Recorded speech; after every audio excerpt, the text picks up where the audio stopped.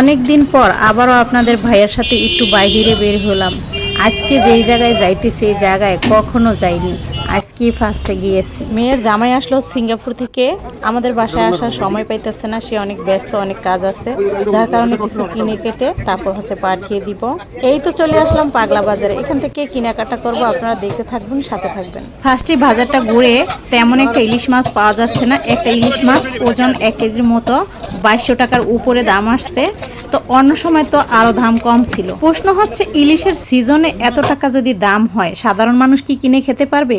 যাওয়ার সময় কি শেখ হাসিনা ইলিশ মাছগুলো নিয়ে গেছে, এখন যে এতটা দাম বেড়ে গেছে? এখানে যে আমার অনেক শরম লাগতেছিল, তাও ভিডিও বানাইছি। আসলে শরম লাগার কারণ হচ্ছে অনেক মহিলা মানুষই বাজারও যায়, কিন্তু আমরা যাই না কখনো, তো এই জন্য আর কি গেছি।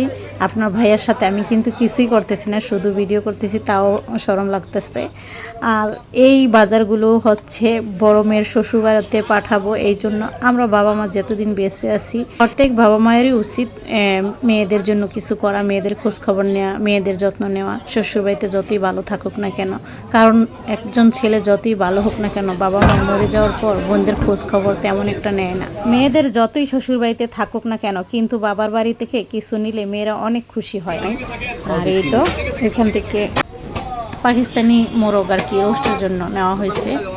আর এখান থেকে আবার শুটকি নেওয়া হয়েছে, তারপর চিংড়ি মাছও নেওয়া হয়েছে, ওটার ভিডিও করিনি। যাই হোক, এই যে এখন হয়েছে এটা মুদি বাজার, এখান থেকে পাইকারি নিয়ে অনেকে দোকানে বেচে, তো আমরা সেই পাইকারি দোকানে ঢুকে গেছি, অনেক কিছু এখানে পাওয়া যায়, তো এখান থেকে আমরা মুদি বাজার নিয়ে এসেছি। আর এই তো ফলের দোকানে এখন আসা হলো, এখান থেকে 2 পদের আম নেওয়া হচ্ছে, কারণ আমের সিজন তো এখন শেষ। রূপালি আম ছোটো সাইজের গুলাই পাওয়া যাচ্ছে, আগে কিন্তু বড়গুলা ছিল, আবার দামও কম ছিল, এখন দামও বেড়ে গেছে, আবার ভালো আমও পাওয়া যাইতেছিল না।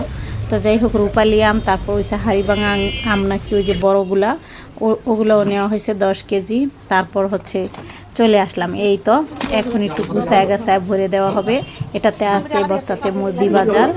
আর এই তো এখানে মাছ, তারপর উপরে আবার ফ্রিজে মাংস আছে, ওগুলো আনা হবে, কারণ মেয়ের মানে ওইখানে 10 কেজি আমরা দিয়েছিলাম কুরবানির সময় ওকে, আর নানি বাসা থেকে সম্ভবত 3 কেজির মতো এরকম। তো ওই মাংস ফ্রিজ থেকে আবার নামায় আনা হইতেছে, তো এখন সেগুলো সব একসাথে দেওয়া হবে। মেয়েকে বলছিলাম যে আরও আগে নিয়ে যাবো, বলতেছে না আমাদের বাসায় আছে, সেগুলো খাওয়া হোক থাকুক, তো এই জন্য আর কি। তো এখন জামাই যেহেতু আসছে বাসায়, একসাথেই সব পাঠায় দিই। আরও আগেই মেয়ের শ্বশুরবাড়িতে কেনাকাটা করে দিব ভাবছিলাম, কিন্তু জামাই আসবে, যার কারণে একটু লেট হয়েছে। মেয়ে বলতেছে আসলেই পাঠাইও, আমরা একা একা কী খাবো, মানে ওরা শাশুড়ি আরও, তো এই জন্য। যাই হোক, এই তো মাংসগুলো এখন আমি নামিয়ে দিলাম। আসলে কিছু কিছু জিনিস দিতে পারলে ভালো লাগে, কিছু কাজ অনেক ভালো লাগে। আসলে প্রত্যেকের বাবা মা যতদিন আছে ততদিন মেয়েদেরকে একটু বেশি বেশি খেয়াল নেওয়াই ভালো, ওদের কি লাগে প্রয়োজনীয় জিনিস দেওয়া ভালো, কারণ ছেলেরা তো তখন খবরও নিবে না, কারণ বাবা মা থাকলেই মেয়েদের একটু খবর নিবে, যতই ভালো হোক না কেন।